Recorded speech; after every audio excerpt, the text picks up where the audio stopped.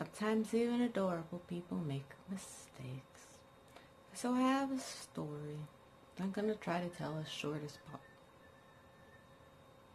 I'm gonna try to tell as short as humanly possible. Of the one time that poor little 16-year-old me had a crush on a racist Korean American. To give her credit, she didn't know. But you'll find out how she learned later on. So it started off with I was walking behind someone and their brother. This someone is the one that I ended up having a crush on. And they were having a conversation, and neither one of them, even though they're Korean American, no, not even like basic Korean. And they were debating what the word oppa meant and who was supposed to use it. And they were brothers, so they weren't sure if the younger one was supposed to call the older one that. And I was like, I feel like that's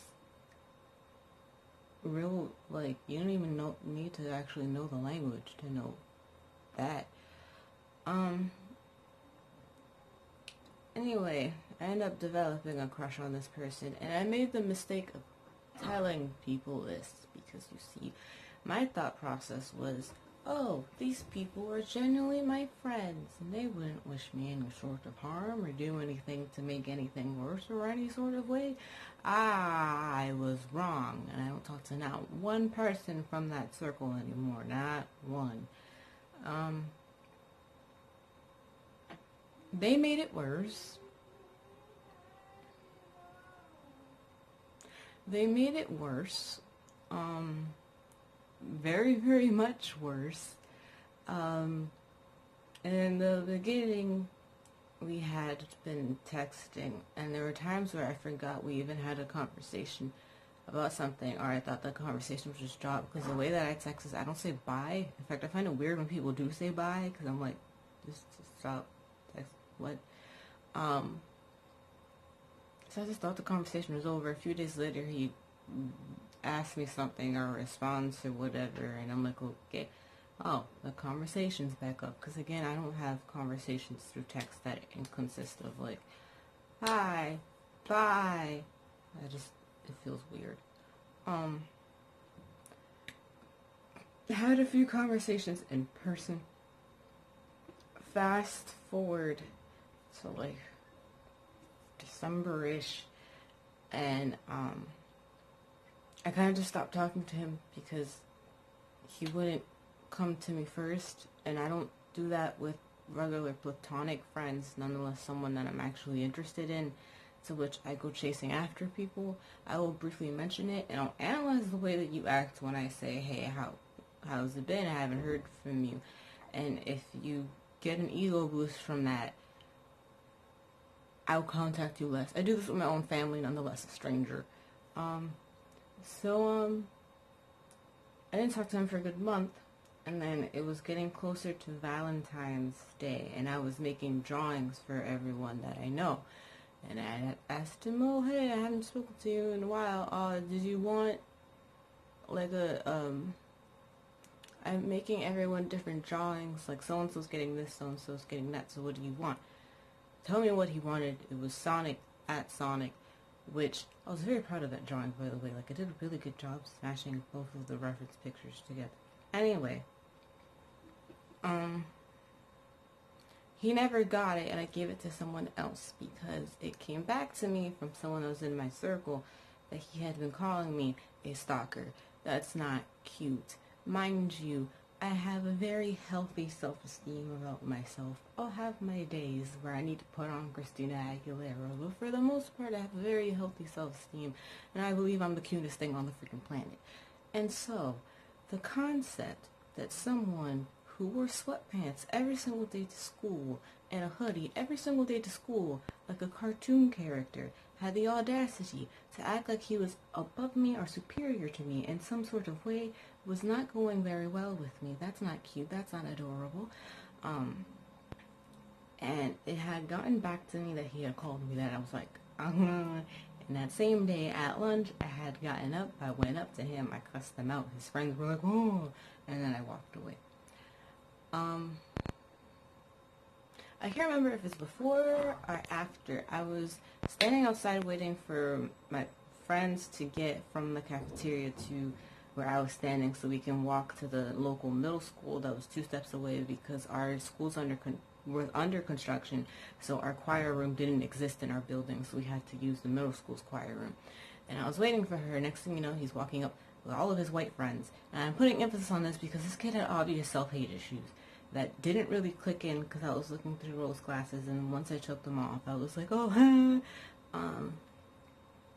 and so they're walking over. I'm minding my own business. Mind you, I've been bullied for the vast majority of my public school experience, so I don't take people ganging up on me for no reason whatsoever very well. I don't think anyone does, but me specifically, it triggers a lot.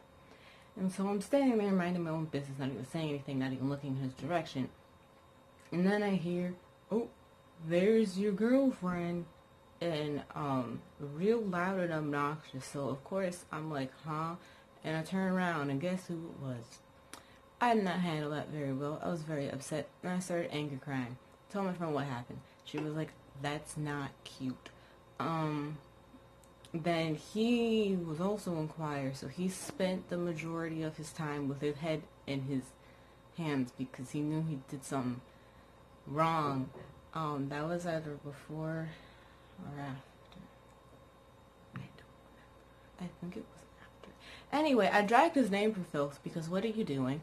And mind you, I was telling the truth. Meanwhile, he was telling lies. And nothing hurts more than telling the truth about someone that's that trashy. I remember a teacher that liked him one time was like, why are you saying this in front of me? All of a sudden. Like, why are you listening to my conversation, for starters? Second of all, why are you so butt blasted? No one's talking to you. Are you okay? Like, there's kids straight up talking about sleeping with each other, drugs and all sorts of stuff, and he didn't say a word. But the moment I was like, this boy is running around talking some nonsense, trying to drag my name, and I hope he chokes, all of a sudden there's an issue. That's adorable.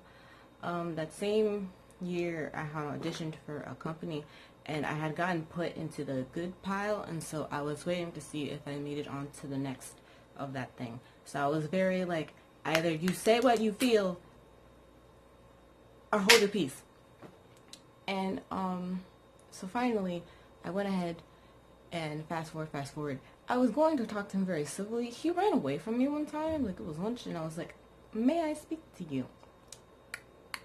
And he generally started shaking and didn't know what to do. And as soon as the bell rung, he just ran for his life. Like I was going to beat him up. Because you know, us Negro girls just run around beating people up. And then finally spoke to the moron. Said, hey, so-and-so, this and that.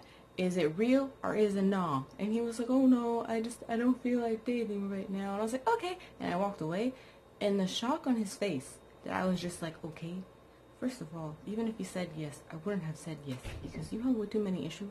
And I'm not starting no abusive cycle here. Like, this is not. And,